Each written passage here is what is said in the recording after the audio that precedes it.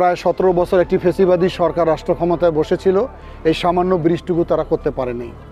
আমাদের যুবদলের নেতারা স্বেচ্ছাশ্রমের ভিত্তিতে নিজের অর্থায়নে একটি স্বাভাবিক যোগাযোগ ব্যবস্থা তারা চালু করেছে।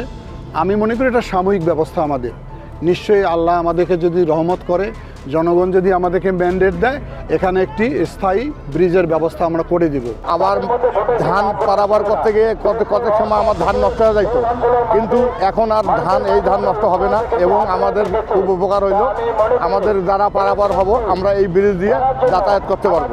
ব্রিজটা হওয়াতে আমার অনেক লাভ। টপ করে যাবো, মারাহাট যাবো, আসবো, অনেক দরকার আমার ব্রিজটার। এই ব্রিজটা না হওয়াতে আমার কষ্ট হচ্ছিল, যেটা খুব কষ্ট। আসিয়ে নদীর পথ বসে থাকা না কেউ। যুবদল এই সেতুটা দেওয়ার কারণে আমাদের এই এপার ওপার মানুষের দুর্ভোগ থেকে আমরা মুক্ত হব এবং এই সেতু দিয়ে আমাদের এপার ওপার মানুষের অনেক উপকার হবে। ওপাশে প্রায় ৬,০০০ লোকজন আছে। ৬,০০০ লোকজনের এই পাশে যে ভোট সেন্টার আছে, এই পাশের যে বাজারটা আছে, এই বাজারে আসতে তাদের মিনিমাম ৪ থেকে ৫ কিলো ঘুরতে হয়। যতদিন পর্যন্ত এখানে পরিপূর্ণভাবে একটা কালভার্ট না হয় ততদিন পর্যন্ত যাতে উপস্থিত আমরা এই ব্রিজের মাধ্যমে যাতে এই লোকগুলো চলাচল করতে পারে। 10 কিলো রাস্তার জায়গায় এখন আমাদের এই ইজিভাবে 1 কিলো বা হাফ কিলো রাস্তা হয়, তাতে আমরা এবারে যোগাযোগ পাই। এখানে প্রায় আজকে ৮০ মিটার একটি সেতু। এই অঞ্চলের মানুষ এবং আমাদের যুব দলের এই ইউনিয়নের নেতাকর্মীরা যখন আমাদেরকে গিয়ে বললো, তখন আমরা চিন্তা করলাম হ্যাঁ, এখানে একটি ব্রিজ হওয়া প্রয়োজন। এই অঞ্চলের মানুষের ব্যাপক আকাঙ্ক্ষা। তখন আমরা আমাদের যুবদলের নেতাকর্মীদের সহযোগিতায় এবং এই অঞ্চলের মানুষের সহযোগিতা নিয়ে কিন্তু আমরা এই ৮০ মিটারের ভাসমান সেতুটি আমরা নির্মাণ করেছি।